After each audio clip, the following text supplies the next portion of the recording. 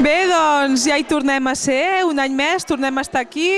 a la trobada de puntaires i bé, doncs ja en van 10, aquest any fem la 10a trobada i bé, podem treure un aspecte molt positiu i és que encara que estiguem sobrevivint el que anomenem la crisi, doncs nosaltres podem fer la 10a trobada.